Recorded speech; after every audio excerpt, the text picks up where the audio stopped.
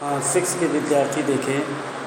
जैसे कक्षा में पहला आपका पाठ है भाषा, लिपि और व्याकरण।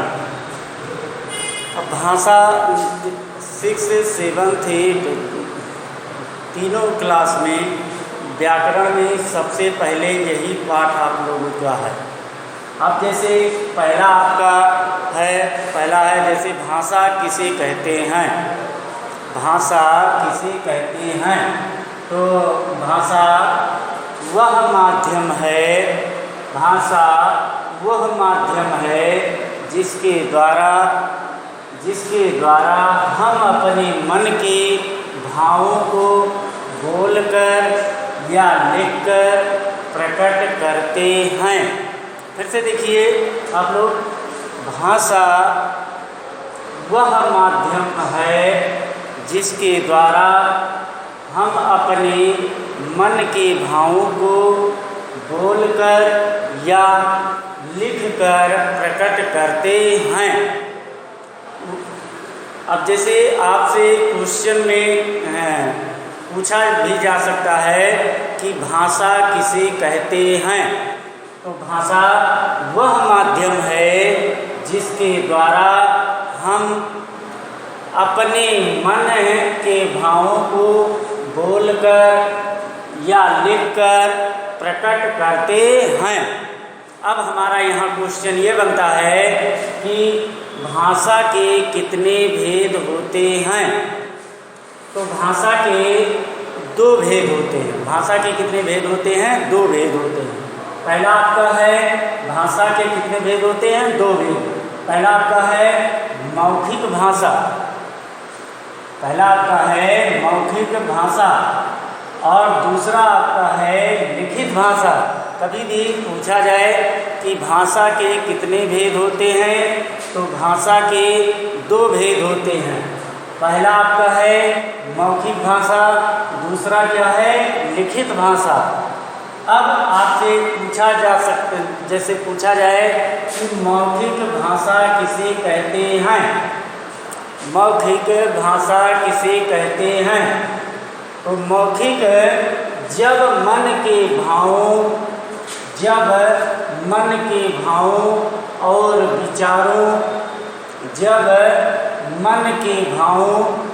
विचारों मुख से बोलकर प्रकट किया जाता है और सुनकर समझा जाता है, तो भाषा के इस रूप को मौखिक भाषा कहते हैं। फिर से देखिए, अगर पूछा गया कि मौखिक भाषा किसे कहते हैं तो आपकी परिभाषा, आप लोगों की परिभाषा होगी जब मन के भावों और विचारों को मुख से बोलकर प्रकट किया जाता है और सुनकर समझा जाता है, तो भाषा के इस रूप को मौखिक भाषा कहते हैं। अब आपका दूसरा है लिखित भाषा। लिखित भाषा किसे कहते हैं कि जब मन के भावों और विचारों को लिखकर प्रकट किया जाता है। जब लिखित भाषा जब मन के भावों और विचारों को लिखकर प्रकट किया जाता है और पढ़कर समझा जाता है, तो भाषा के इस रूप को लिखित भाषा कहते हैं। फिर से देखिए, यहाँ से फिर से देखिए, भाषा किसे कहते हैं। फिर से देखिए आप लोग, भाषा वह माध्यम जिसके द्वारा हम अपने मन के भावों को बोलकर या लिखकर प्रकट करते हैं। अब जैसे पूछा जाए कि भाषा के कितने भेद होते हैं, तो भाषा के कितने भेद होते हैं? भाषा के 2 भेद होते हैं। कौन कौन से? एक होता है मौखिक भाषा और दूसरा होता है लिखित भाषा। ठीक है। अब आपका अगला आता है भारतीय भाषाएं। जैसे भारतीय भाषाएं, भारतीय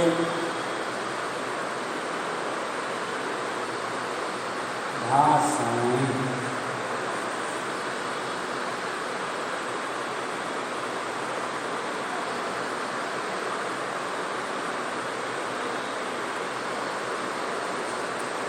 अब देखिए, हमारे देश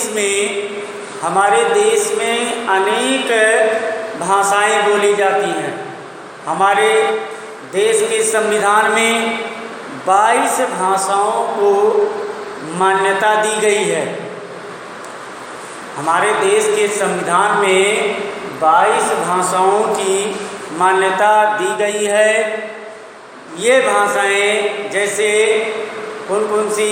जैसे असमिया, उड़िया, उर्दू, कोंकणी, कन्नड़, कश्मीरी, गुजराती, डोगरी, तमिल, तेलुगु, नेपाली, पंजाबी, बंगाली, बोडो, मराठी, मलयालम, मैथिली, मणिपुरी, संस्कृत, संथाली, सिंधी और हिंदी। हमारे देश में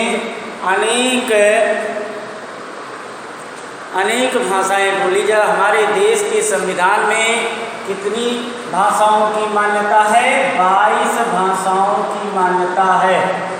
22 भाषाओं की अभी हमने पढ़ के बता दिया आप लोगों को कौन कौन से हैं। जैसे असमिया, उड़िया, उर्दू, कोंकणी, कन्नड़, कश्मीरी, गुजराती, डोगरी, तमिल, तेलुगु, नेपाली, पंजाबी, बंगाली, बोडो, मराठी, मलयालम, मैथिली, मणिपुरी, संस्कृत, संथाली, सिंधी, हिंदी।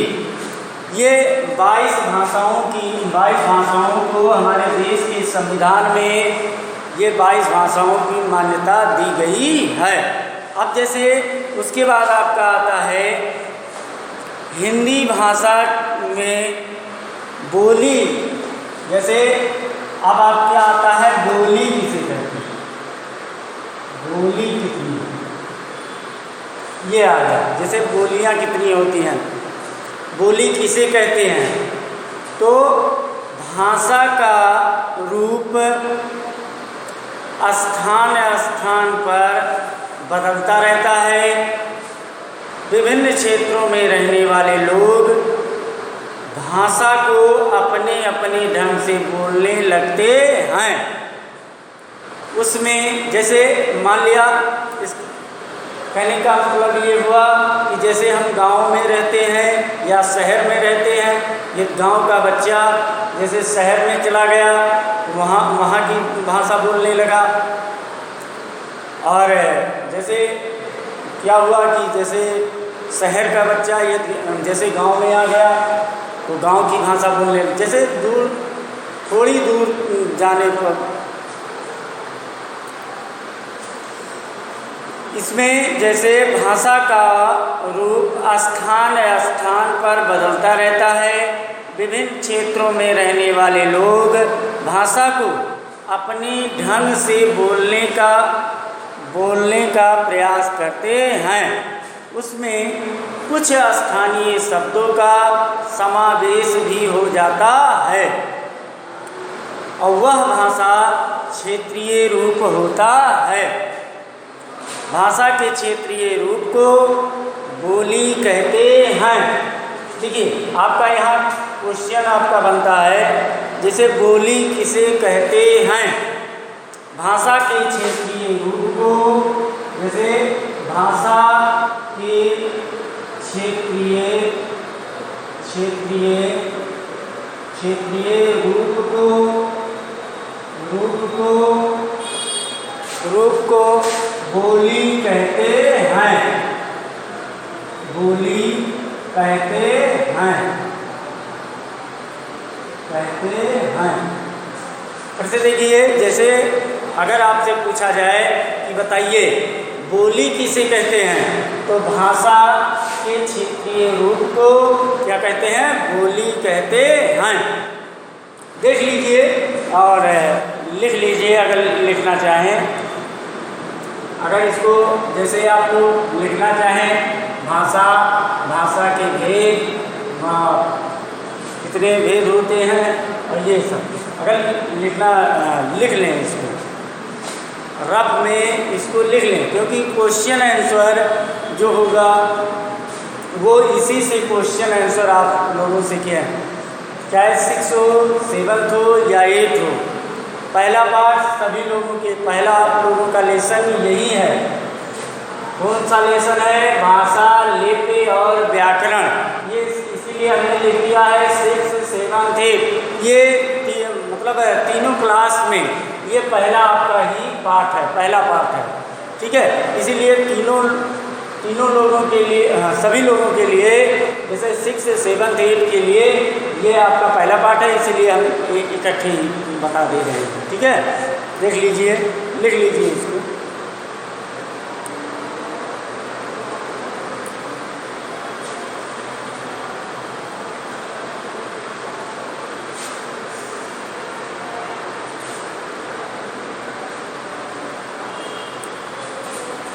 अब आपका देखिए, अब आपका जैसे आता है, आप लोगों का आता है कि जैसे पूछा जाए हिंदी भाषा की कितनी बोलियां हैं, तो हिंदी भाषा में कई बोलियां हैं। कुछ बोलियों के हम बता रहे हैं, जैसे आपका अवध क्षेत्र के हम सब अवध क्षेत्र के रहने वाले हैं, इसलिए हम लोग क्या करते हैं, अवधी भाषा में बोलते हैं।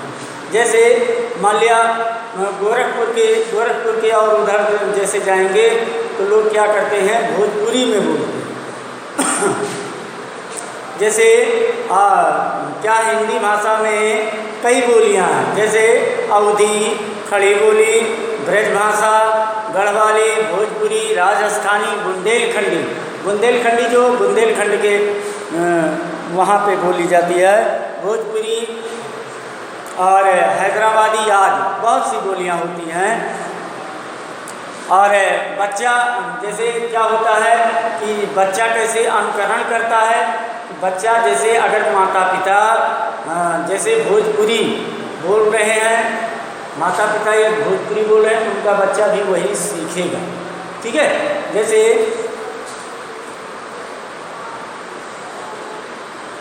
बच्चा जैसे क्या होता है, बच्चा जिस परिवार में जन्म लेता है वह उसी भाषा को अनुकरण के आधार पर सीख लेता है और उसे बोलने और समझने लगता है। उस भाषा को हम क्या कहते हैं, क्या कहेंगे, मातृभाषा। फिर से देखिए, बच्चा जिस परिवार में जन्म लेता है वह उसी भाषा को अनुकरण के आधार पर सीख लेता है और उसे ही बोलने समझने लगता है। उस भाषा को हम क्या कहेंगे, मातृभाषा। और वैसे अगर पूछा जाए कि हम लोगों की मातृभाषा क्या है, तो क्या होगी, हम लोगों की मातृभाषा क्या है, हिंदी। हम लोगों की मातृभाषा क्या है, हिंदी। अब देखिए, अब जैसे मातृभाषा आप लोगों का क्या होगा, हिंदी। अगर आपसे पूछा जाए कि ये बताइए राजभाषा क्या है, जैसे मान लिया पूछा गया ये बताइए राजभाषा ये हो गया। अब राजभाषा, जैसे अगर आपसे पूछा जाए तो देखिए, राजभाषा जो है हमारे देश की राजभाषा 14 सितंबर 1949 को 14 सितंबर 1949 को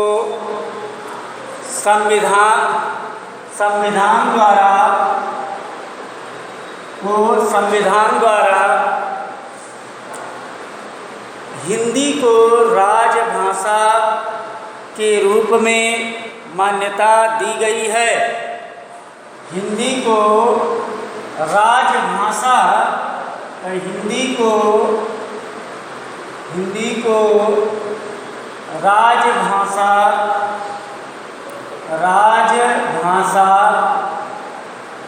की मान्यता दी गई है। अब जैसे अब अगर कोई आपसे पूछे, ये बताइए हिंदी राजभाषा कब मान्यता दी गई, हिंदी को राजभाषा की मान्यता कब दी गई, तो क्या होगा?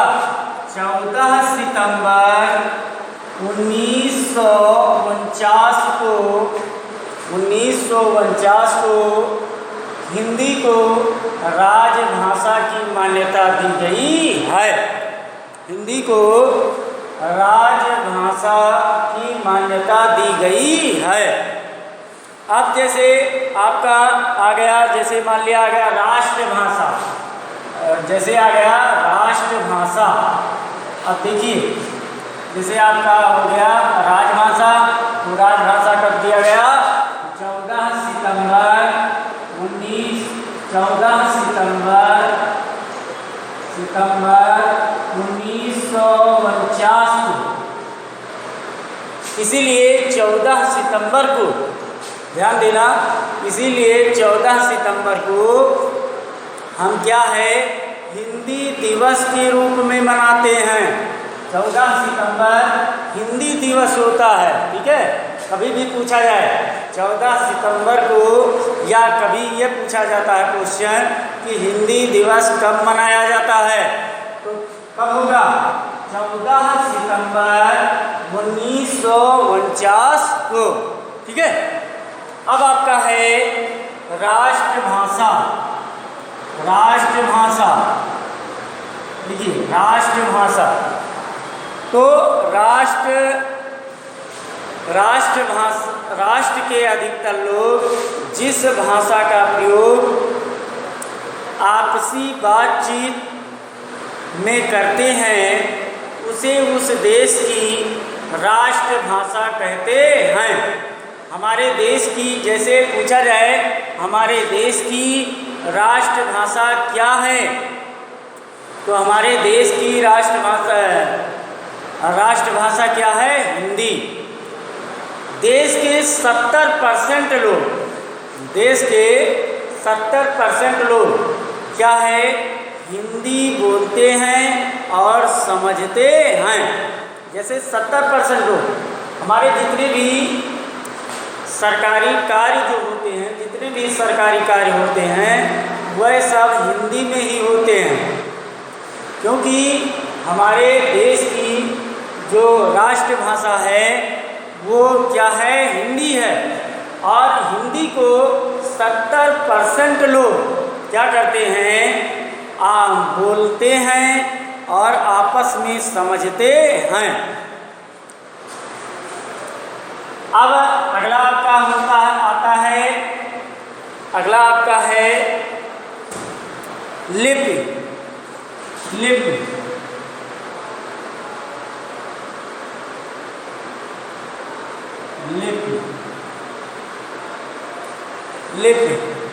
जब हम कुछ बोलते हैं, जब हम कुछ